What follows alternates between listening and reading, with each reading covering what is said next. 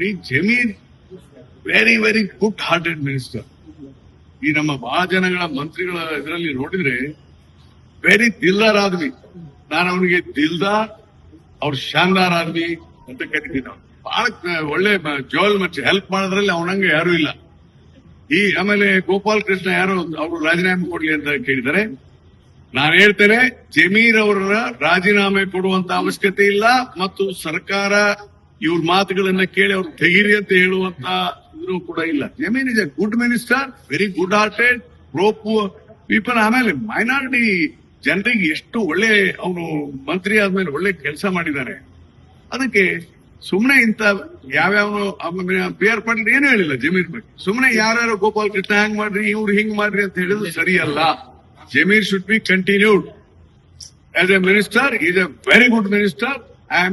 ನನಗೇನ್ ಬಹಳ ಆತ್ಮೀಯ ಅಂತಲ್ಲ, definitely I know him very well. ಅದ್ ಕೇಳಿದ್ನಲ್ಲ ನಾನು, ಐ ಯೂಸ್ ಪ್ರಾಪರ್ ವರ್ಡ್. ಆಮೇಲೆ ಅವನು ಒಳ್ಳೆ ಮಂತನ್ ರಿಚ್, ಬಹಳ ದೊಡ್ಡ ಶ್ರೀಮಂತ. ಅವ್ನಿಗೆ ಈ ಚಿಲ್ಲರೆ ದುಡ್ಡು ತಗೊಂಡು ಏನ್ ಮಾಡ್ತಾನ್ರಿ ಅವನು. ಅವ್ರಿಗೆ ಬೇಗ ತ್ವರಿತವಾಗಿ ಕೆಲಸ ಆಗ್ತಾ ಇಲ್ಲ ಇರಿಗೇಷನ್ ಡಿಪಾರ್ಟ್ಮೆಂಟ್ ಅಲ್ಲಿ, ಹಣ ಬಿಡುಗಡೆ ಆಗ್ತಾ ಇಲ್ಲ. ನಾನು ಹೇಳಿ ಸಾಕಾಗಿದೆ ಅನ್ನೋಂತ ಮಾತನ್ನು ಹೇಳಿದ್ದಾರೆ. ನಿಮ್ಗೆಲ್ಲ ಗೊತ್ತಿದೆ, ಫೈನಾನ್ಸ್ ಕಳೆದ 2 ವರ್ಷದಲ್ಲಿ ನಮ್ಗೆ ತೊಂದರೆ ಇತ್ತು. ಯಾಕೆ ತೊಂದರೆ ಇತ್ತಂದ್ರೆ not only because of the guarantee. Previous government, BJP government ಇದ್ದಾಗ ಸಾಕಷ್ಟು ಕೆಲಸ ಮಾಡಿ ನಮ್ಮ ಮೇಲೆ ಬಿಟ್ಟು ಹೋಗ್ಬಿಟ್ಟಿದ್ರು.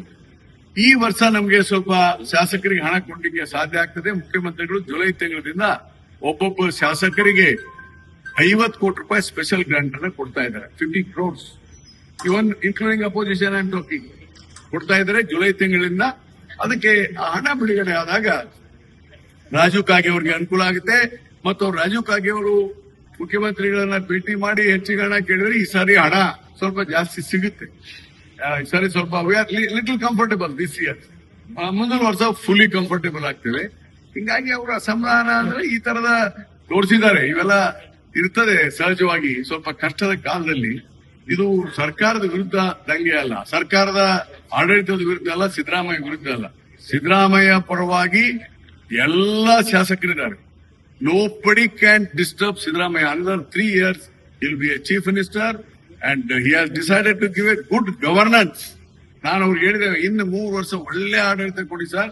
ಒಳ್ಳೆ ಆಡಳಿತ ಕೊಟ್ಟು ಜನಪರ ನಿಮ್ಮ ಪರದಾರೆ ಅನ್ನೋದನ್ನ ತೋರಿಸ್ಬೇಕು ನೀವು ಅನ್ನೋದನ್ನ ಹೇಳಿದ್ದೇನೆ. ಮುಖ್ಯಮಂತ್ರಿಗಳಿಗೆ ಆ ಬದ್ಧತೆ ಇದೆ. Definitely will do.